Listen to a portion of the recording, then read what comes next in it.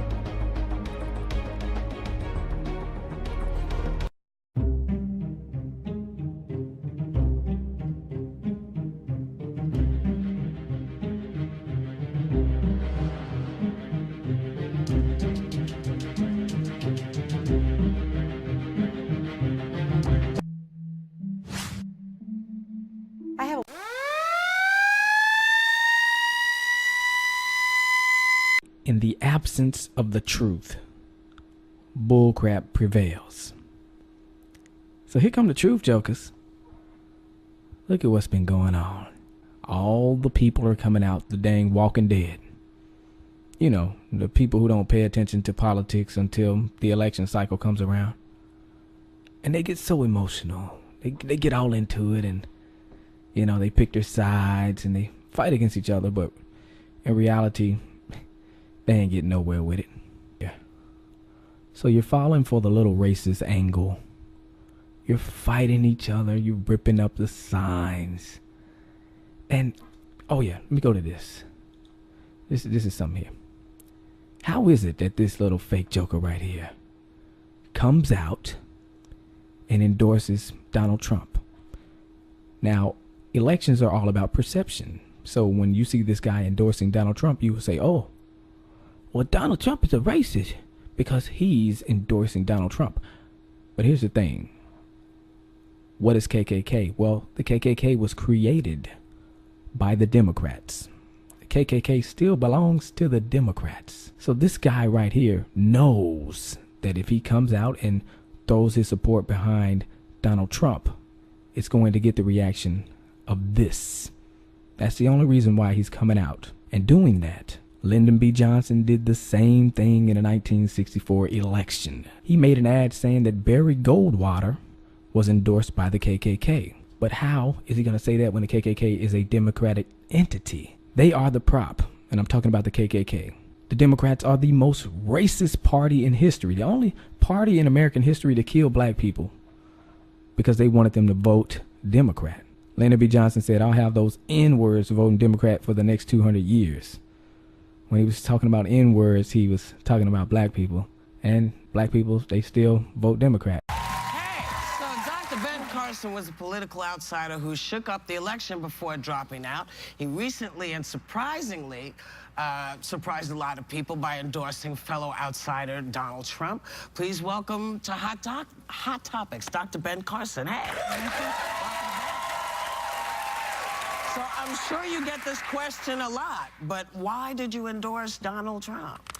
Well, you know, when I dropped out, my first choice went with me, but I said that... It was you, right? I was going to remain neutral, but then I realized that, you know, the political establishment was aligning to protect their turf. And they don't like the idea of people who are not beholden to them and who cannot be controlled coming into Washington, D.C.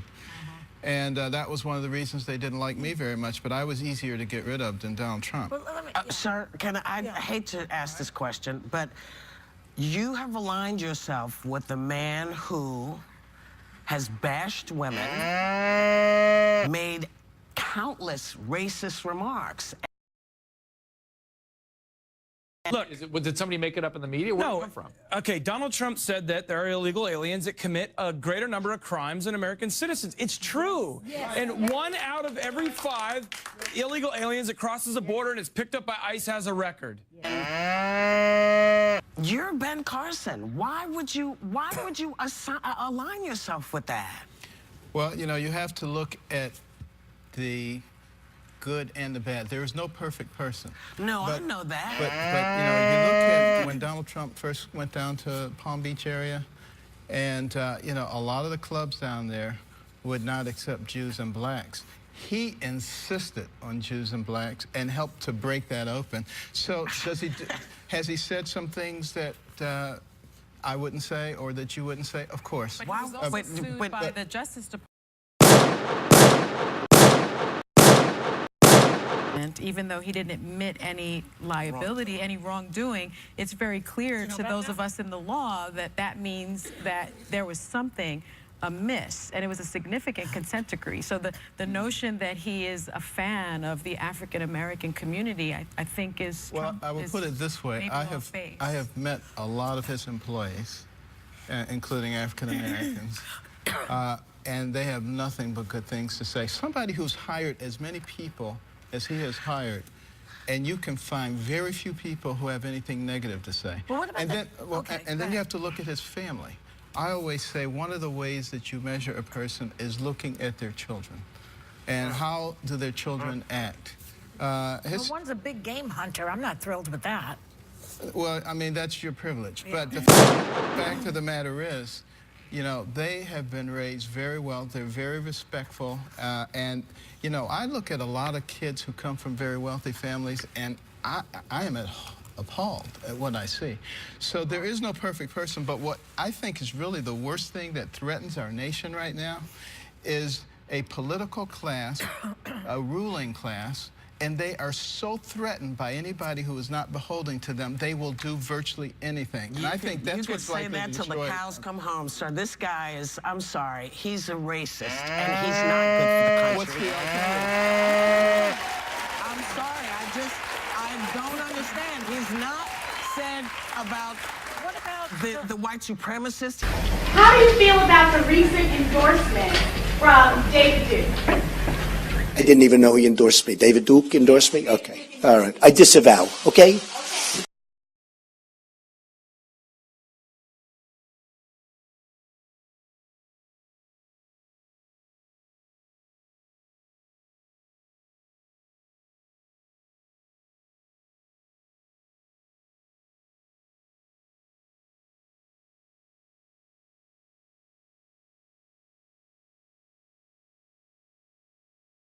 Today, our country has lost a true American original, my friend and mentor, Robert C. Byrd. Senator Byrd was a man of surpassing eloquence and nobility. There are white. I've seen a lot of white in my time. I admired his tireless advocacy for his West Virginia constituents, his fierce defense of the Constitution and the traditions of the Senate, and his passion for a government that improves the lives of the people it serves. There are white. I've seen a lot of white in my time. They mentioned that he once had a fleeting association with a Ku Klux Klan. And what does that mean? I'll tell you what it means. He was a country boy from the hills and hollows of West Virginia. He was trying to get elected. As Secretary of State, I continued to rely on his advice and counsel. Robert C. Byrd led by the power of his example, and he made all of us who had the honor of serving as his colleagues better public servants and better citizens. Robert C. Byrd left such a legacy.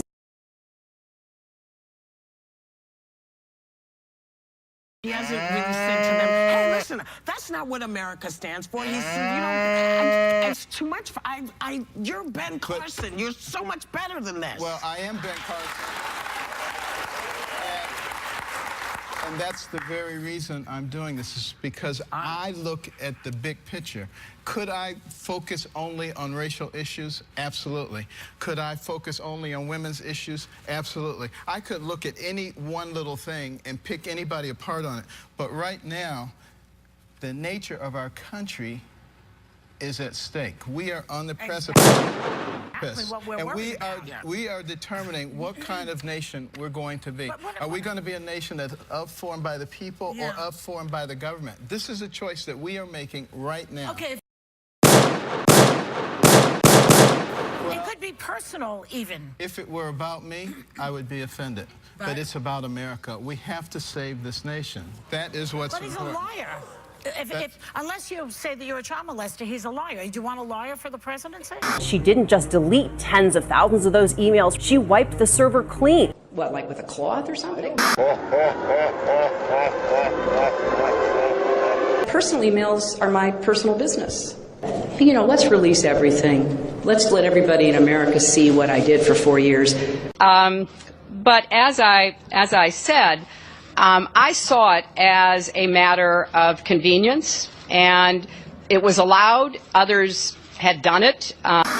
So that's all I can say. The server will remain private. Here's the problem. Their stories have not been the same up to this point.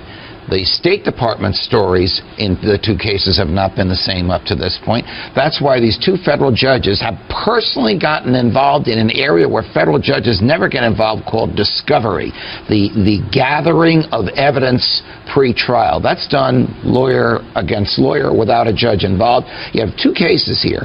One a federal judge appointed by Ronald Reagan, one a federal judge appointed by Bill Clinton, both saying the same things about her. There's too much deception here. Mrs. Clinton, when you speak to me, you will certify under penalty of perjury that you're telling the truth.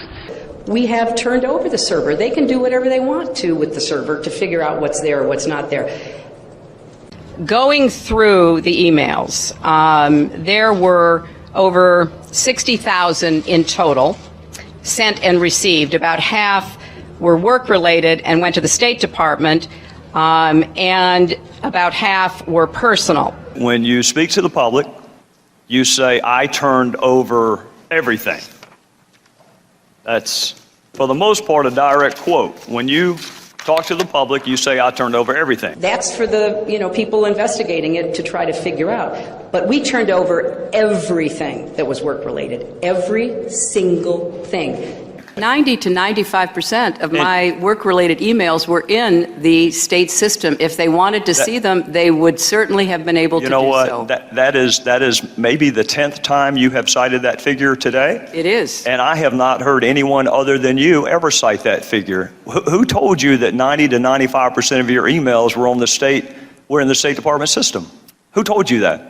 We learned that from the State Department in their analysis of the emails that were already on the system. The Inspector General report found that less than 1% of State Department emails, record emails, were captured. So they give a number of less than 1%, and you give a number of 90%. I have absolute confidence that everything that could be in any way connected to work is now in the possession of the State Department. This pile represents the emails that you sent or received about Libya in 2011, from February through December of 2011. This pile represents the emails you sent or received from early 2012 until the day of the attack. There are 795 emails in this pile. We've counted them. There are 67 emails in this pile in 2012. And I'm troubled by what I see here. I can only conclude by your own records that there was a lack of interest in Libya in 2012. What difference at this point does it make? When I think back now to that day and what she knew, it shows me a lot about her character, that she would choose in that moment to basically perpetuate what she knew was untrue. This was a fast-moving series of events in the fog of war, and I think most Americans understand. How about more generally? Do you think there's something you can do to get a majority of Americans to believe you're trustworthy? Hi, Secretary Clinton. Would you sign this for me? Sure. What's your name? If you can make it out to Christopher Stevens. I think you knew him. Yeah, I'm not going to make it out to Chris Stevens. What difference does it make? Here it goes, here. The server contains personal communications from my husband and me. Only time I got on the internet, I did 2 emails, and I ordered Christmas presents from a reservation. Otherwise, I found people said embarrassing things on emails. I didn't want to be one of them.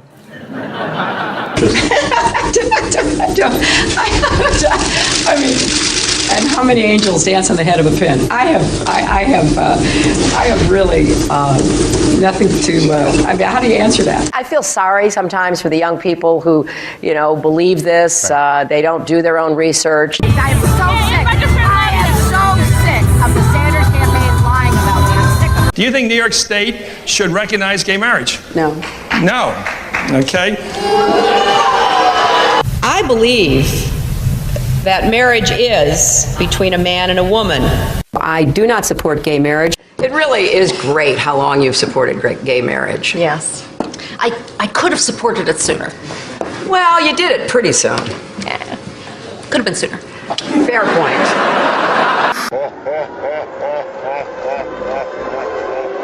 The unborn person doesn't have constitutional rights. Are you saying that a child on its due date, just hours before delivery, still has no constitutional rights? Under our law, that is the case. I was a Goldwater girl. I'm very proud that I was a Goldwater girl. Goldwater was against the '64 Civil Rights Act. 40,000 people, half of them Negroes, demonstrate against Goldwater. I am compelled to urge Negroes and all people of goodwill to vote against him.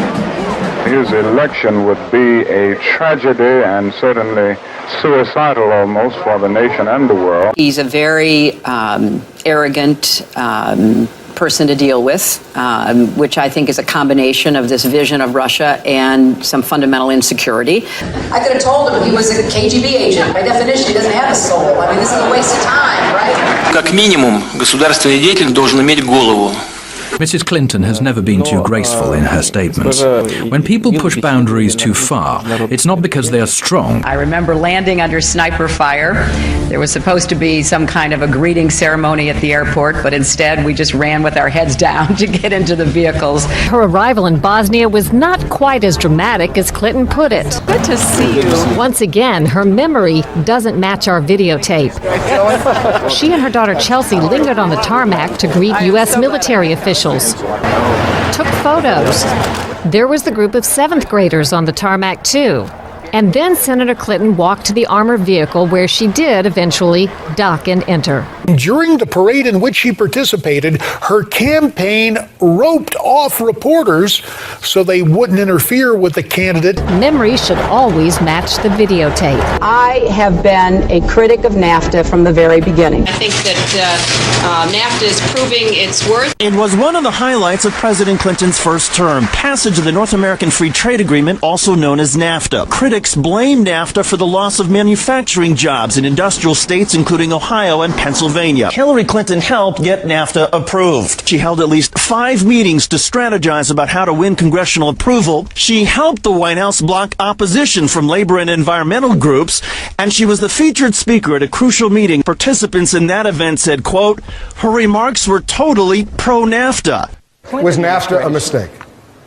NAFTA was a mistake to the extent that it did not deliver on what we had hoped it would. Your opponents are saying that that's really part of a larger pattern with you, that you often avoid taking firm positions on controversial issues. They are going to people showing videos of Donald Trump insulting Islam and Muslims in order to recruit more radical jihadists. Fact checkers have said that she was wrong. All my grandparents, came over here, and turns out only 1 was an immigrant, 3 were not. And then, frankly, there are those who are saying the best thing that could happen to us is be attacked by somebody. Just bring it on, because that would unify us. It would legitimize the regime. That's the reason I say, if anybody's going to do it, we ought to do it, because we have the capability of doing it. We're not going to give anything up, and in fact, we're going to provoke an attack, because then we will be in power for as long as anyone can imagine. I represented New York, and I represented New York on 9/11. When we were attacked, where were we attacked? We were attacked in downtown Manhattan, where Wall Street is. I did spend a whole lot of time and effort helping them rebuild. That was good for New York, it was good for the economy, and it was a way to rebuke the terrorists who had attacked our country. 9/11 was bad. I agree with that. It's time for the United States to start thinking of Iraq as a business opportunity.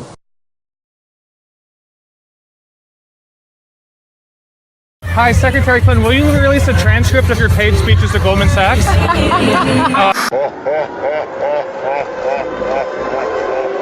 No, there's a lot of controversy over the speeches. Just in July, New Hampshire, you told the crowd you, quote, take a backseat to no one when it comes to progressive values. I take a backseat to no one when you look at my record and standing up and fighting for progressive values. Last month in Ohio, you said you plead guilty to, quote, being kind of moderate and center. Do you change your political identity based on who you're talking to? No, I think that like most people that I know, I have a range of views, but they are rooted in my values and my experience. You know, I get accused of being kind of moderate and center. I plead guilty. Just for the record, are you a progressive or are you a moderate? I'm a progressive.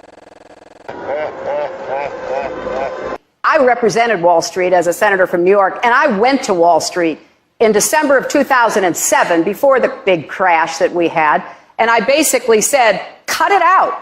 Quit foreclosing on homes. Quit engaging in these kinds of speculative behaviors. Now, who's exactly to blame for the housing crisis? I think there's plenty of blame to go around. Home buyers who paid extra fees to avoid documenting their income should have known they were getting in over their heads. Are you a progressive or are you a moderate? I'm a progressive.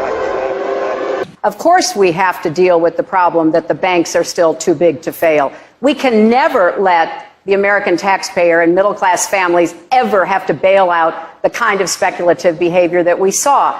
But we also have to worry about some of the other players. AIG, a big insurance company, Lehman Brothers, an investment bank.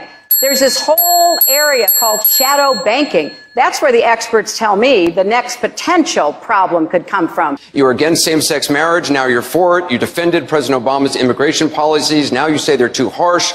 You supported his trade deal dozens of times. You even called it the gold standard. Now, suddenly last week, you're against it. Will you say anything to get elected?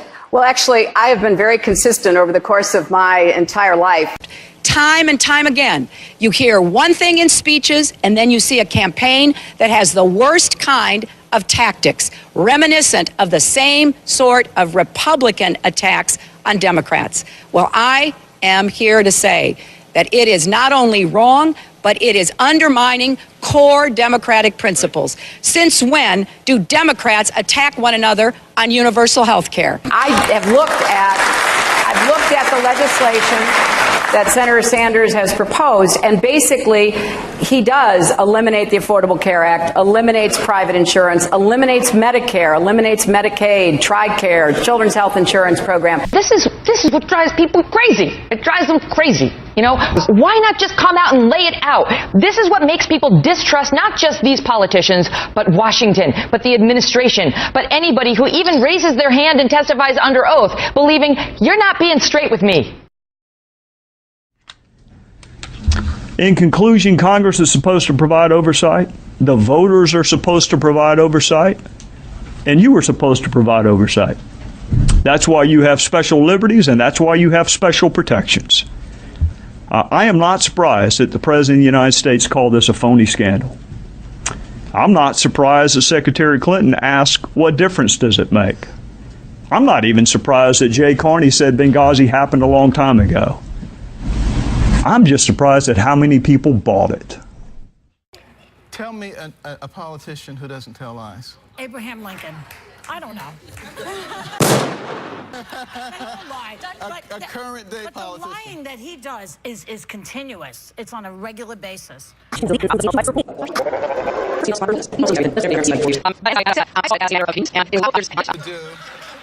I have to do is look at who is most likely to oppose the ruling class that is ruining our country. Yeah, well. Who is likely? The ruling class. Who is likely? He is the ruling class. He said that.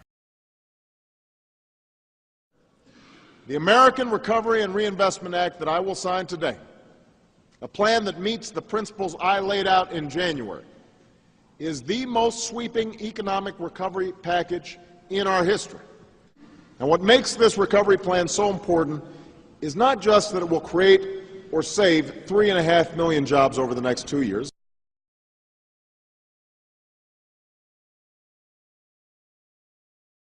It's that we're putting Americans to work, doing the work that America needs done, work that will bring real and lasting change for generations to come. We are remaking the American landscape with the largest new investment in our nation's infrastructure since Eisenhower built an interstate highway system in the 1950s.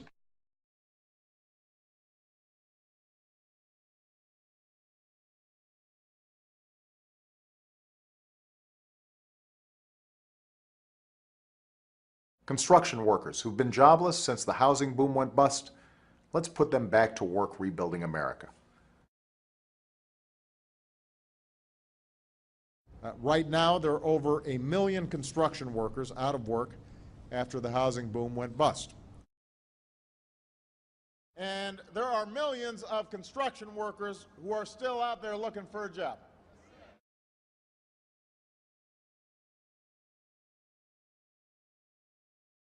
And that's why I sent Congress the American Jobs Act 10 days ago.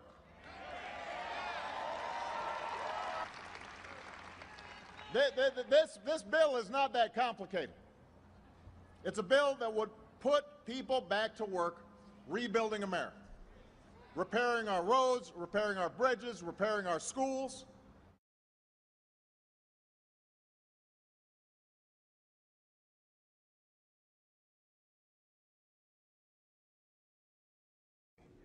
But our long-term economic growth demands that we tame our burgeoning federal deficit.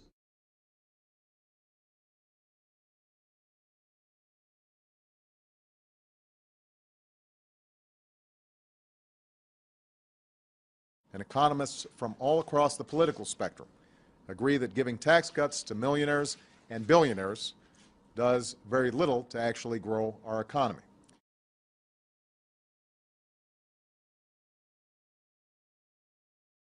What we're talking about under a balanced approach is asking Americans whose incomes have gone up the most over the last decade, millionaires and billionaires, to share in the sacrifice everyone else has to make.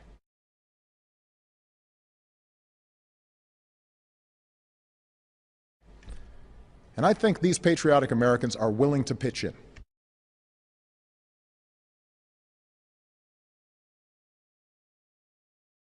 Already we've seen how the investments we're making in clean energy can lead to new jobs and new businesses. I've seen some of them myself.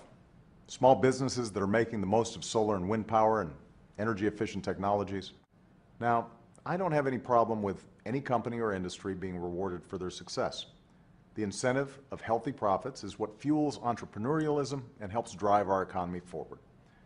But I do have a problem with unwarranted taxpayer subsidies that we've been handing out to oil and gas companies.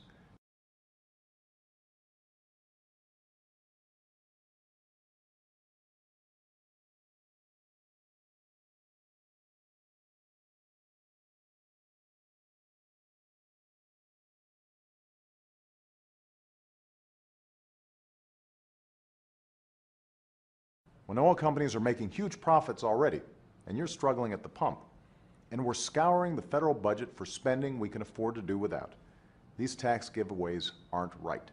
They aren't smart, and we need to end them.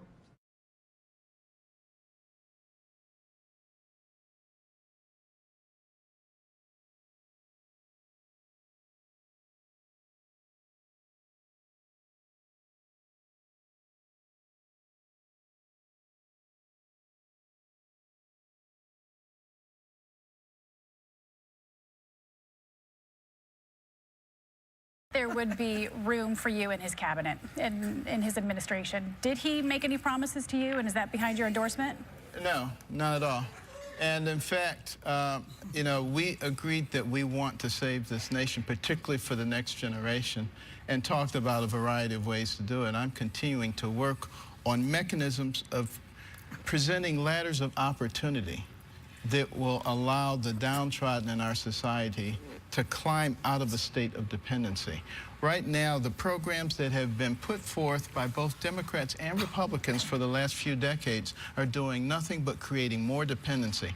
We've gone from a can-do nation to a what can you do for me nation. It's not a good thing, and it's not helping America, and it's not helping the world. Let me ask you this, Dr. Carson, and we know each other. I will say my husband went to Hopkins Medical School, and you and your wife and your family were always so gracious to us by inviting us into your home many times, fellowship, dinner. And so I know you are a man of family values.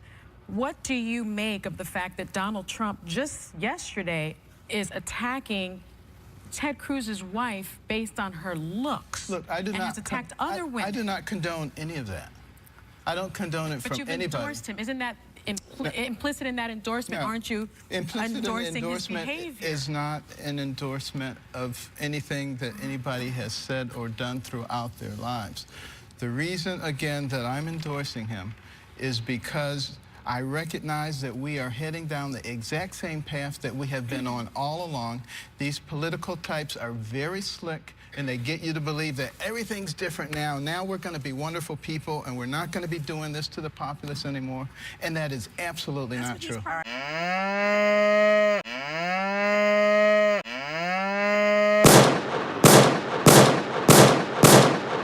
Was anything promised to you, and what role do you see yourself in? No, nothing was promised, nor would I accept anything. You know, the fact of the matter is, my interest all along, even in running for president, is to save this country for the next generation. And, you know, what role would that be in the Trump administration? Very deeply at how that is going to be done. And I'm going to be working on health care, going to be working on education, which is an incredibly important part of a vibrant society. If you look at our military right now, you take people between the ages of 17 and 24 who are applying to the voluntary military, 71% are rejected. 71%. Based on? Physical, mental, or educational deficits, educational being by far the biggest. It is putting us at risk as a nation, not fixing our educational system.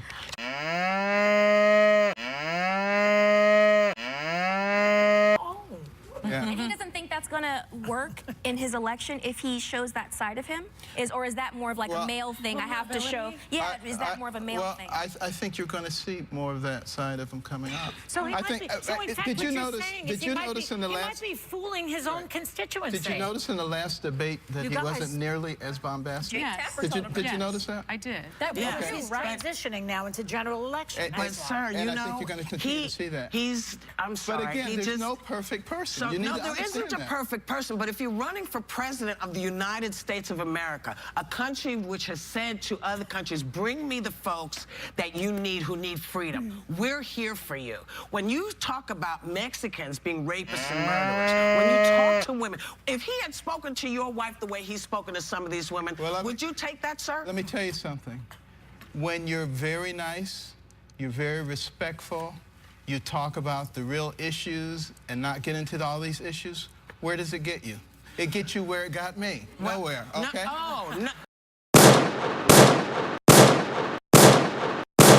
And some of the other politicians, they do what people want. They say what people want to hear. They appeal to people. That's how Hitler got in, sir.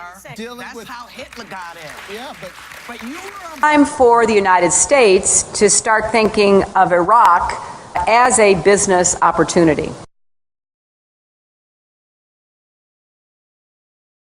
In July, New Hampshire, you told the crowd you, quote, take a backseat to no one when it comes to progressive values. I take a backseat to no one when you look at my record and standing up and fighting for progressive values. Last month in Ohio, you said you plead guilty to, quote, being kind of moderate and center. Do you change your political identity based on who you're talking to? No, I think that, like most people that I know, I have a range of views, but they are rooted in my values and my experience. You know, I get accused of being kind of moderate and center. I plead guilty. Just for the record, are you a progressive or are you a moderate? I'm a progressive.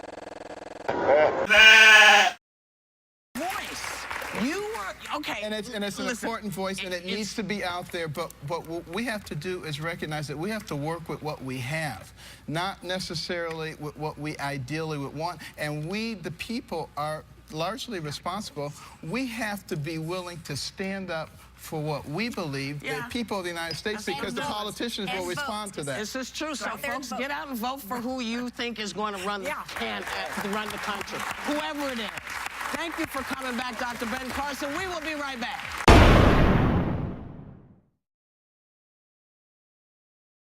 But I've woken up, I've seen the truth, and the truth is Trump, I believe in this guy to make our country better because our country is going to hell. We need Donald Trump.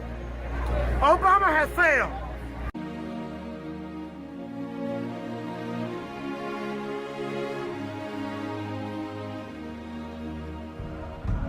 As a black minister, I'll just tell you this, we're right in the inner city, and I tell you, we need jobs, we need employment, we need businesses, and I tell you, who better can help us help ourselves than Donald Trump?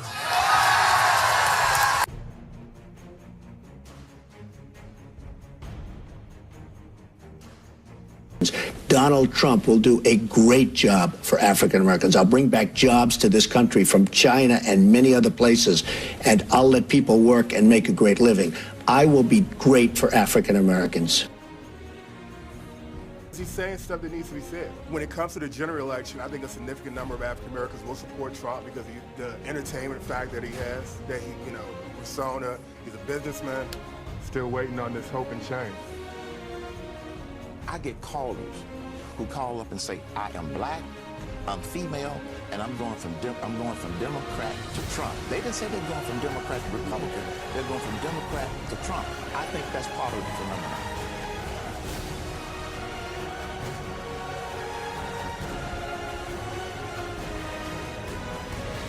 We've had the Obamas, we've had the Clintons, we've had the Bushes. Let's try something different. And then, for lack of a better word, keeps trumping them. So it is what it is. I'm voting for Donald Trump. I hope he wins the presidency in 2016. We need somebody who ain't afraid to stand up for America. Donald Trump is a man that I feel would not be afraid to stand up for America. Vote Donald Trump. You got my vote. No, I'm angry because we have been being lied to. Who? By whom? By the current group of politicians. Okay. They have been. We are behind this man, and our support for him is unconditional. We support him because we believe he is the only man who advanced the cause of freedom. He is the only man who has been successful. He knows how to generate success. And all these other politicians, they trying to be politically correct. Forget being politically correct. Nobody wants somebody to be nice. We're tired of losing in this country. Like, he's right. Like, we want this country to be great again. They're destroying the Constitution. They're tearing this country down. We need somebody that's going to be strong, stand as a man, and help us recognize and put the Constitution and illustrate the Constitution, what it was written for. And Donald Trump is the person. He's going to make America great again, regardless of the color of your skin. Regardless of the color of your skin. Now Trump has come, and black people don't see Trump as a white man. No, they're not looking at color. They don't see him as a Democrat. They don't see him as a Republican. They see him as a man. Right. I guarantee you the American people will get you elected, because nothing would please me better than getting Barack Obama locked up. Lock Valerie Jarrett up too. That heifer got to get locked up. Hillary too. Heifer, you getting locked up. Get on over there. Can I get an amen? And everybody to know that we stand behind Donald J. Trump. Yes, we do, baby. I personally believe that this is a movement. It's a movement, and I believe that we're in a situation now where this country called America is going to come back and be made great again. Isn't that right? What he is real. What he wants is to bring America back this way. What he wants is to keep us safe and create jobs for us. Trump is speaking the truth, and that's why I'm here. Go Trumpster. I need every last one of y'all to go out into town and do this for Donald Trump. Every last one of y'all. If y'all want America great, every last one of y'all need to go out there and fight for Donald Trump. Seen the establishment run this country for many years, and it led to trillions in deficit. Let's give it to this successful man and see what he does. Let's give him a chance.